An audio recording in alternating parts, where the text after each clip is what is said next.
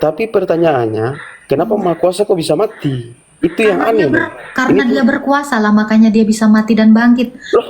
Kalau Tuhan tidak mampu mati, justru saya tanya, dia nggak bisa. Duluan lahir malaikat apa Yesus? Yesus, firman itu sudah ada dalam kekekalan. Bahkan yang menciptakan malaikat itu adalah firman itu, kealahannya Yesus. Berarti Yesus dulu baru malaikat gitu? Apa? Ya ada sebelum dunia ini ada. Yohanes 17 ayat 24. Menurut Anda? Enggak, saya nggak percaya sama Alkitab Menurut Anda, karena Alkitab Anda itu berubah-berubah. Ada perjanjian baru, ada perjanjian lama. Allah yang tertulis di sini, Allah itu. Enggak, saya nggak percaya sama Alkitab Anda sedikit pun nggak. Ini Quran, ini Quran, ini Quran, ini Quran, Pak. Shalom Bapak Ibu Saudara-saudari terkasih. Selamat datang di channel Juru Selamatku. Sebelumnya jangan lupa subscribe, like, dan bagikan tentang kebenaran Tuhan kita yang besar, dahsyat, dan penuh kasih. Pembahasan kali ini akan disampaikan oleh apologet Kristen yang sangat luar biasa, yaitu Saudari Agatha. Beliau akan berdiskusi dengan beberapa dari umat Muslim.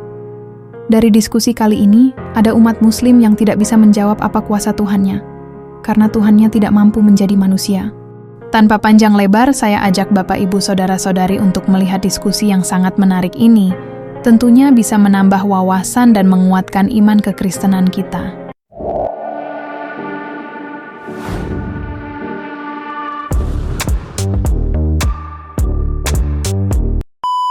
Silakan, Mamas Didin, buka kameranya. Tuhan Yesus adalah utusan. Buka dulu kameranya, Pak. Silakan, buka dulu kameranya. Halo. Silakan. Kabur. Ya, itu memang penghujat. Karena dia tidak bisa typing, makanya dia begitu. Nah, buka kamera lah. Kenapa susah sekali buka kamera? Itu ya. Nggak usah malu, nggak usah malu. Aman di sini, aman. Astagfirullah.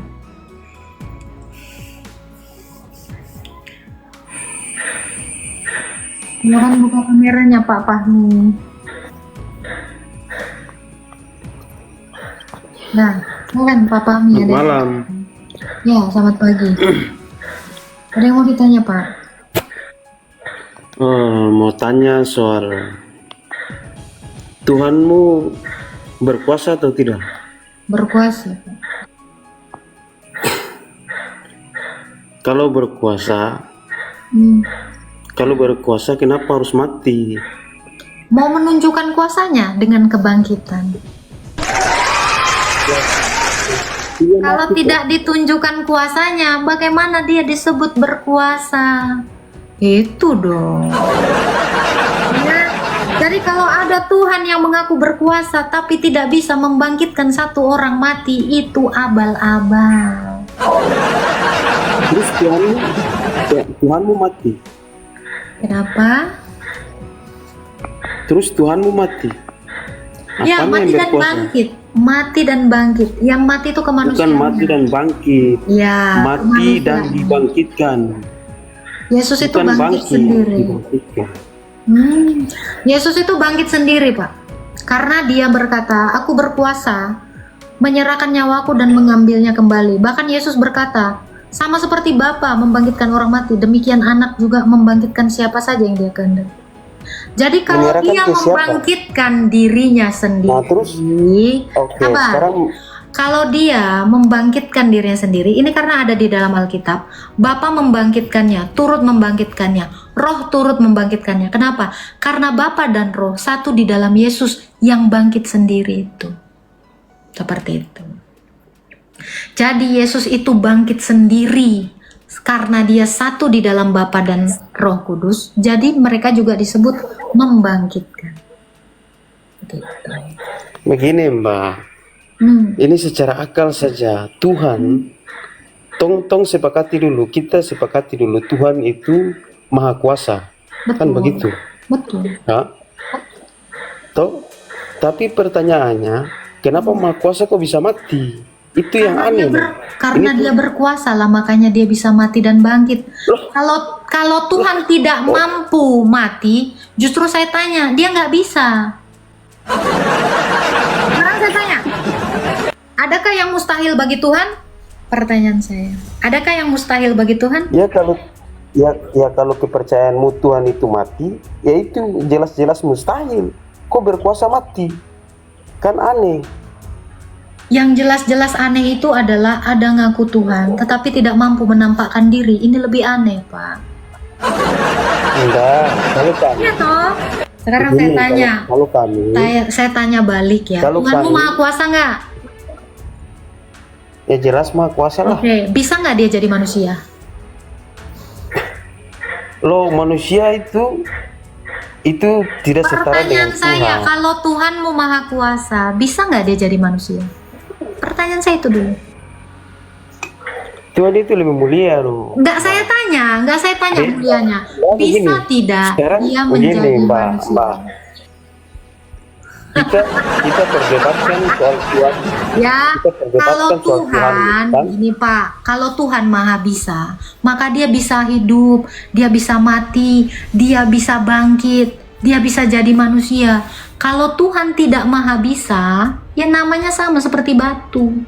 Batu itu tidak bisa jadi manusia, Pak. Gitu, ya. Jadi kalau Tuhan tidak bisa, berarti Tuhan ini ya tidak Maha Kuasa. Gitu. Ya kan? Coba itu dulu dijawab dulu pertanyaan saya. Tuhanmu bisa nggak jadi manusia? Mbak jawab dulu. Kok berkuasa mati? Itu yang aneh. Itu termasuk di akal. Iya dong. Dia bisa Lucu. berkuasa. Oke. Kristen punya keyakinan itu lucu. Oke, saya tanya Anda, Pak.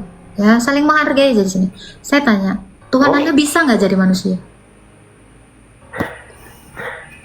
Kenapa Mbak harus tanya saya? Loh, kamu kita tidak bisa perdebatkan menjawab. Tuhanmu kan? Saya cuma mau tes Ini kan- apakah Tuhanmu Maha Kuasa. Enggak. Harus. Kalau kamu tidak sanggup menjawab, kamu di bawah. Ya udah. Kenapa susah sekali? Justru kalau sesuatu itu tidak bisa terjadi, maka itu tidak Maha Kuasa. Itu salah. Kamu sulit sekali menjawab itu. Takut. Justru ya, saya kasih tahu kalian. Kalau kamu mau menunjukkan ya dirimu sebagai pemenang tinju, kamu harus masuk ke ring tinju nggak? Pertanyaan saya, untuk menunjukkan kekuatanmu, kamu itu harus mengalahkan lawanmu, betul tidak? Yesus itu mati itu mau mengalahkan maut. Makanya dia itu mati mau mengalahkan iblis, mau mengalahkan musuhnya. Kalau kamu pun punya kuasa, kamu itu harus melawan dulu seseorang, baru kamu ngaku kuat, kuasa. Itu logika. Yang gak logika itu adalah Tuhan tidak mampu jadi manusia. Apa bedanya dengan batu tidak bisa jadi manusia? Itu fakta. Nah, jadi jangan bilang lucu-lucu, kamu lebih lucu. Masa Tuhan yang tidak mampu jadi manusia? Kau Tuhan kan? Gitu ya. Jadi kenapa Tuhan Yesus itu harus mati? Dia mau mengalahkan kematian. Itu cara dia. Itu sengaja dia mati supaya dia membebaskan orang-orang di dunia orang mati. Dia mau membebaskan orang-orang yang di kuburan. Itu paham? Gitu. Jadi Tuhan Yesus itu bisa masuk ke alam dunia, ke alam orang mati, dan ke alam sorga. Ini baru Tuhan. Kalau Tuhan tidak bisa masuk ke alam orang mati, susah. Bagaimana dia mau membebaskan orang-orang mati kalau dia tidak ke dunia orang mati? Gitu caranya. Ya, justru logis. Bagaimana kamu memenangkan pertandingan tinju kalau kamu tidak masuk ring tinju? Kamu harus masuk ring tinju. Pak Alek. Halo, selamat malam. Ya, silakan buka kameranya, Pak. Ini udah buka kamera saya. Belum ada yang melihat wujudmu. Silakan, Bapak. Ada yang mau ditanyakan, Pak Alek. Buka dulu mute-nya, Pak. Buka dulu mute-nya. Sudah belum? Sudah. Oke. Ini saya selalu bertanya-tanya ini, Mbak. Di sini Yesus adalah utusan ya? Tuhan Yesus adalah utusan. Iya, kalau saya bilang Yesus aja, karena kan bukan Kan Tuhan kata saya Bapak tuh. di sini, berarti Bapak harus sesuai dengan ini tulisan. Iya. Oke, seperti itulah. Itu utusan siapa ya? Bapaknya yang mengutus firman-Nya. Oh, bapaknya ada lagi ya? Bapaknya bukan ada lagi. Yesus itu adalah firman. Firman itu pasti bersama-sama dengan Tuhan itu. Iya, paham saya. Cuma kalau Tuhan itu kan satu ya, nggak diperanakan dan nggak beranak gitu ya. Oh, itu mah batu, Pak. Makanya batu itu tidak beranak dan tidak diperanakan. iya, Kalau makanya Tuhan, saya gini Pak, kalau Tuhan tidak memperanakkan, mengeluarkan firman-Nya, bagaimana dia disebut berfirman? Itu. siap. Oke. Jadi Saya mau nanya. memperanakkan artinya dia mengeluarkan firman-Nya atau melahirkan firman-Nya itu. Yang sebelumnya di dalam dikeluarkan. Itulah memperanakkan. Oke, ini kita bicara dengan ilmu ini kita aja ya, feeling kita ya. Ilmu feeling, Yesus itu laki, ilmu agama. iya. Yesus itu laki-laki apa perempuan? Saya mau nanya. Kemanusiaannya itu pasti laki-laki karena dia bertindak sebagai imam, ya, sebagai raja, Astagfirullahaladzim. sebagai rasul, tentu kemanusiaannya itu laki-laki, tetapi kealahannya itu tidak bergender karena Allah bukan manusia. Duluan lahir malaikat apa Yesus? Yesus, firman itu sudah ada dalam kekekalan. Bahkan yang menciptakan malaikat itu adalah firman itu, kealahannya Yesus. Berarti Yesus dulu lahir dong baru malaikat gitu? Apa? Ya ada sebelum dunia ini ada. Yohanes 17 ayat 24. Dialah yang menciptakan. Sebelum dunia Iya. sebelum dunia ini ada. Yakin itu? Iya, Yohanes 17 ayat 24 tuh ayatnya. Yohanes Yakin 17 ayat yang 24. menciptakan langit dan bumi beserta Yesus. isinya siapa? Yesus. Jadi Tuhan itu berani menunjukkan mukanya. Yang ditunjukkan itu adalah kemanusiaannya. Keilahiannya itu nggak bisa Itu diganti.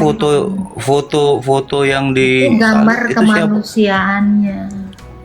Berarti mengada-ngada gitu ya. Oke, kalau Anda bilang Mengada-ngada mengada-ngada, bagaimana Iya. dengan ini, Pak? Coba.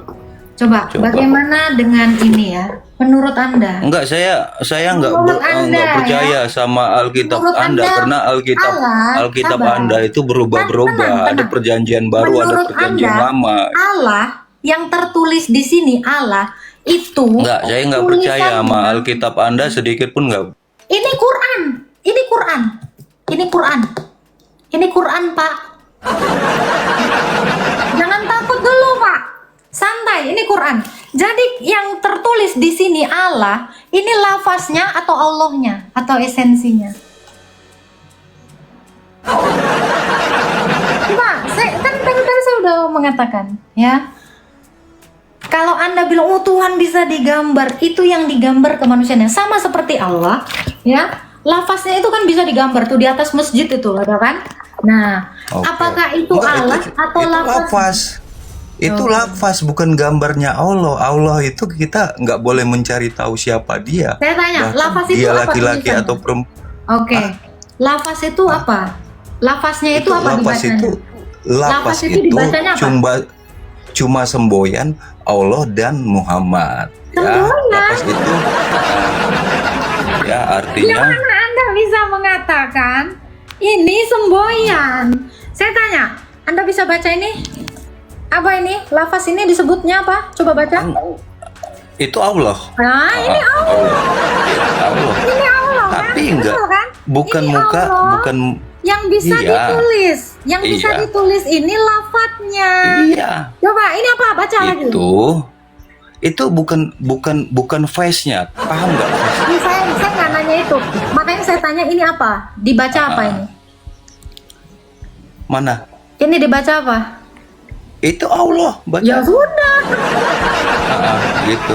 Berarti Allah itu sudah kan- digambarkan, sudah ditulis. Enggak, salah. Tadi saya Anda tanya, salah. ini Allah bukan? Apa tulisannya ini? Ya itu Allah. Itu Ya, kan cuma ya tulisan, bukan face. Bukan face seperti Saya Yesus nggak itu nanya. face Gini, yang langsung gitu. Saya tidak menanyakan face-nya, tetapi Allah itu aja sudah bisa digambarkan, dilukiskan. Oh, enggak. Lafadznya. Loh, itu tadi Anda bilang. Salah. Kalau itu cuma lafaznya, beda sama Iya, foto. oke, good. Kalau Yesus Good. itu foto. Saya kasih tahu. Yang digambar itu kemanusiaan Yesus, bukan kealahan Yesus. Dah, di bawah kau.